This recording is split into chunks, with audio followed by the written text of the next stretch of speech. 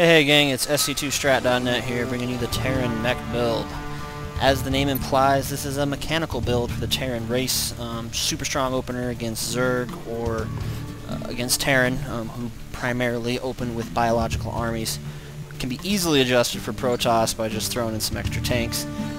Can be easily adapted for Zerg that goes Roaches or Terran that goes Marauders by also just throwing in some additional tanks. Since it is a mech build, your goal here is to build factory units.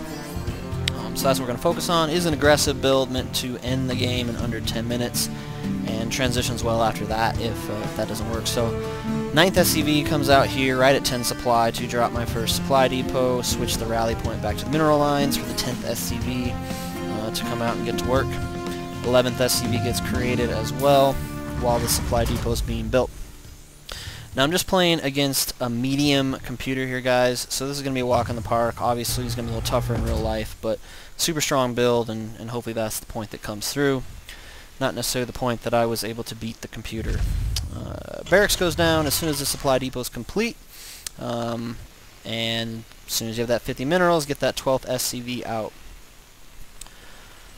As soon as we have 75 gas while that 12th SCV is being trained, we do drop our first Refinery, and 13th SCV comes out. As soon as the 13th SCV is out, I like to send one out to scout, since I'm ahead enough in mineral production and income that having him go out isn't going to hurt me. Since this is an aggressive build, we do want to know where our opponent's out, so you always want to scout. Okay, as soon as this refinery finished, I pulled 2 additional SCVs off the line and into that refinery, so that's mining at its full capacity. Okay, as soon as the barracks was done here, I dropped my 2nd supply depot and I started training my 1st Marine. We get the orbital command upgrade a little late on this build. Most folks are getting it by now. I wait till about 21 supply because I need those extra minerals for building structure production and for units. As soon as I got 150 minerals and 100 gas, which times out just about perfect, I mean this is a really smooth and polished build, I'm going to drop that first factory. Then I'm going to train my 3rd Marine. So as my 3rd Marine's out, I'm actually going to drop a tech lab here to hot swap my factory to the tech lab. And we're keeping up with SCV production over here as well.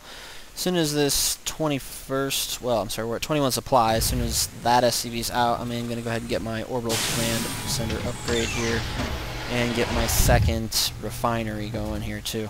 Now I only leave this one SCV on this refinery for this build because I am more focused on Hellions in this instance. We're basically going to say because I scouted Lings and Hydras.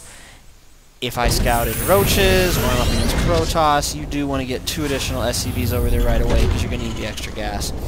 Hot swap the factory over to this tech lab.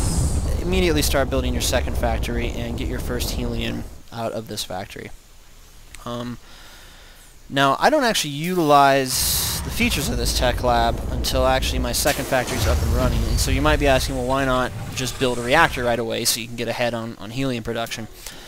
The reason is that adaptability. Having the tech lab first allows you to get tanks instantly if you're going against armored units. It allows you to upgrade to siege mode and have that flexibility there. So that's why I always start with the tech lab as opposed to starting with the reactor. I'm going to get the 2nd Hellion out here, sending this guy back. Did build a 3rd supply depot out here.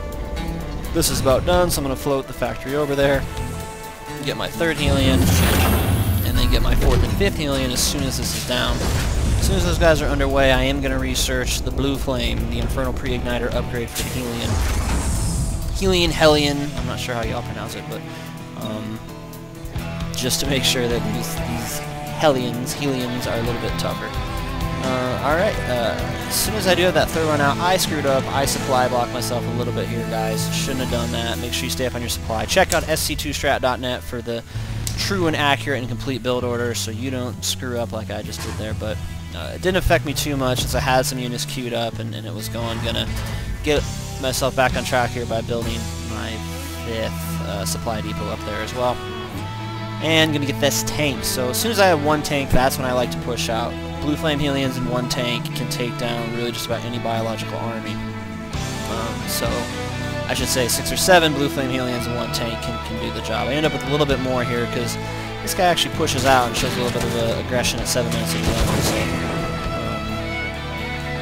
so that's why I ended up producing more before I actually marched over.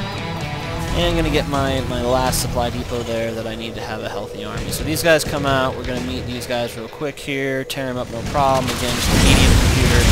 You'll see halfway through this, these guys actually get their blue flame upgrade.